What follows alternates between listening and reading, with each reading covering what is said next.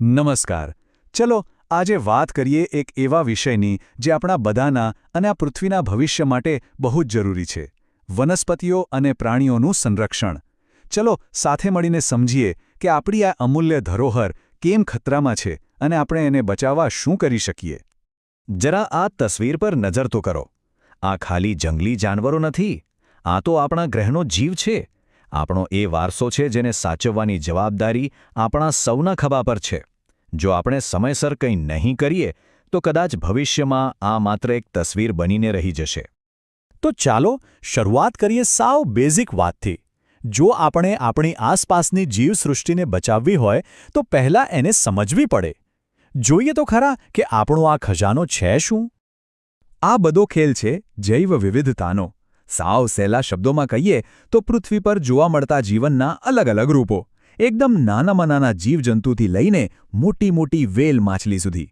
આ જ વિવિધતા આપણા ગ્રહને તંદુરસ્ત રાખે છે અને એનું સંતુલન જાળવી રાખે છે.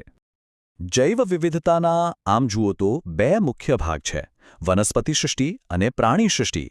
વનસ્પતિ સૃષ્ટિ એટલે કોઈ એક વિસ્તારની બધી જ વનસ્પતિઓ, જેમ કે સાલનું ઝાડ કે હંસરાજ. અને પ્રાણી સૃષ્ટિ એટલે એ જ વિસ્તારના બધા જ પ્રાણીઓ, જેમ કે શિયાળ, હરણ કે દીપડો. અને હા, આ બંને એકબીજા વગર અધૂરા છે.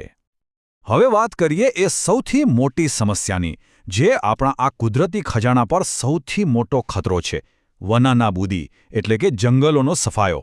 અને આ એવી સમસ્યા છે જેના પરિણામો આપણે વિચારીએ એના કરતાં પણ ઘણા ગંભીર છે. તો આ જંગલો કપાઈ કેમ રહ્યા છે? એની પાછળ કુદરતી અને માનવસર્જિત બંને કારણો જવાબદાર છે. પણ મુખ્યત્વે તો આપણી જરૂરિયાતો જ છે. જેમ કે ખેતી કરવા માટે જમીન જોઈતી હોય, રહેવા માટે ઘર અને કામ કરવા માટે ફેક્ટરીઓ બનાવવી હોય, ફર્નિચર બનાવવું હોય કે પછી બળતણ માટે લાકડા વાપરવા હોય. પણ સવાલ એ છે કે જ્યારે આટલા બધા વૃક્ષો એકસાથે કપાય ત્યારે થાય શું? આ ખાલી ઝાડ ઓછા થવાની વાત નથી. એની અસરો એટલી ઊંડી અને ગંભીર છે જે સીધી આપણા જીવન પર પડે છે. સૌથી પહેલી અને સીધી અસર આપણા વાતાવરણ પર.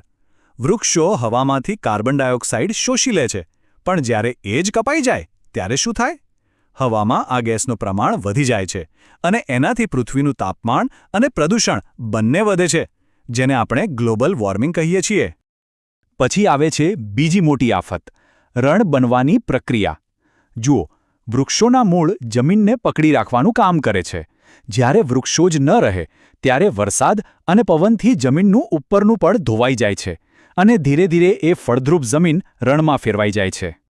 અને છેલ્લે વનનાબૂદી આખા પાણીના ચક્રને ખોરવી નાખે છે. વૃક્ષો વગર જમીનની પાણીને શોષીને સાચવી રાખવાની ક્ષમતા એકદમ ઘટી જાય છે. આના લીધે ક્યાંક અચાનક ભયંકર પૂર આવે છે તો ક્યાંક લાંબા સમય સુધી દુકાળ પડે છે. તો આ તો થઈ બધી સમસ્યાઓ, પણ હવે વાત કરીએ એના ઉપાયોની. આપણે આ અમૂલ્ય જીવસૃષ્ટિને બચાવવા માટે શું કરી રહ્યા છીએ? અને સારી વાત એ છે કે આપણે ઘણું બધું કરી શકીએ છીએ. આનો એક સરસ ઉપાય છે જીવાવરણ આરક્ષિત ક્ષેત્રો બનાવવાનો. જેમ કે આ પંચમઢી જીવાવરણ આરક્ષિત ક્ષેત્ર. આ એટલા મોટા વિસ્તારો હોય છે જ્યાં વન્યજીવો, વનસ્પતિઓ અને ત્યાં રહેતા આદિવાસી લોકોની પરંપરાગત જીવનશૈલી આ બધાનું એકસાથે રક્ષણ કરવામાં આવે છે. હવે સંરક્ષણ માટે પણ અલગ અલગ પ્રકારના વિસ્તારો હોય છે, ખબર છે? જેમ કે વન્યજીવ અભયારણ્યમાં મુખ્ય ધ્યાન પ્રાણીઓ અને તેમના ઘરને સુરક્ષિત રાખવા પર હોય છે અને ત્યાં અમુક માનવીય પ્રવૃત્તિઓની છૂટ હોય છે. જ્યારે રાષ્ટ્રીય ઉદ્યાનો તો આખા નિવસનતંત્રને સાચવે છે. વનસ્પતિ, પ્રાણીઓ, ઐતિહાસિક જગ્યાઓ બધું જ. અને ત્યાં કોઈ પણ જાતની માનવીય પ્રવૃત્તિ પર કડક પ્રતિબંધ હોય છે. અમુક જીવ અને વનસ્પતિઓ તો એટલા ખાસ હોય છે કે એ દુનિયામાં બીજે ક્યાંય નહીં, પણ માત્ર એક ચોક્કસ વિસ્તારમાં જોવા મળે. એમને સ્થાનિક જાતિઓ કહેવાય. જેમ કે પંચમઢી વિસ્તારની જંગલી કેરી અને આ વિશાળ ખિસકોલી. આ જાતિઓનું રક્ષણ કરવું બહુ જ જરૂરી છે, કારણ કે જો એમનું ઘર છીનવાઈ ગયું તો એ હંમેશ માટે દુનિયામાંથી ગાયબ થઈ જશે. જે નુકસાન થઈ ગયું છે એનું શું? એને પણ સુધારવું તો પડશે જ ને. તો ચાલો હવે વાત કરીએ એક નવી શરૂઆતની, એવા ઉપાયોની જેનાથી આપણે જે ગુમાવ્યું છે એને પાછું મેળવી શકીએ.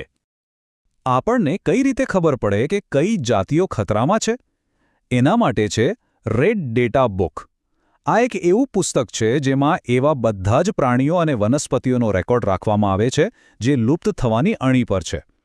આ એક રીતે કુદરત માટેનું એલર્ટ સિસ્ટમ છે જે આપણને કહે છે કે કોને તાત્કાલિક મદદની જરૂર છે. આ સ્ક્રીન પરનો આંકડો જુઓ, 17. શું લાગે છે? આ શું હશે? તમને જાણીને નવાઈ લાગશે, પણ 1 ટન કાગળ બનાવવા માટે પૂરેપૂરા 17 મોટા વિકસિત વૃક્ષો કાપી નાખવા પડે છે. વિચારો, આપણા રોજના વપરાશની વસ્તુઓ પર્યાવરણ પર કેટલી મોટી અસર પાડે છે. તો પછી ઉપાય શું? એક નાનકડું પગલું જે બહુ મોટો ફરક પાડી શકે છે. કાગળનું રિસાયકલિંગ. જ્યારે આપણે કાગળને રિસાયકલ કરીએ છીએ ત્યારે આપણે માત્ર વૃક્ષો નથી બચાવતા, પણ એને બનાવવામાં વપરાતી ઊર્જા અને પાણી પણ બચાવીએ છીએ.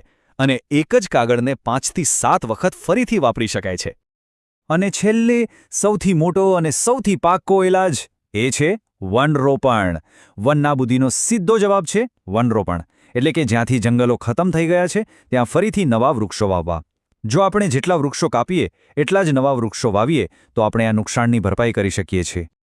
તો છેલ્લે આ સવાલ આપણા બધા માટે છે. આવનારી પેઢીઓ માટે આપણા જંગલો અને વન્યજીવોને બચાવવા, એમના માટે એક સ્વચ્છ અને હરિયાળી પૃથ્વી છોડી જવા માટે આપણે એક વ્યક્તિ તરીકે અને એક સમાજ તરીકે શું કરી શકીએ? આના પર વિચાર કરવો બહુ જ જરૂરી છે, કારણ કે આ ગ્રહનું ભવિષ્ય આપણા સૌના હાથમાં છે.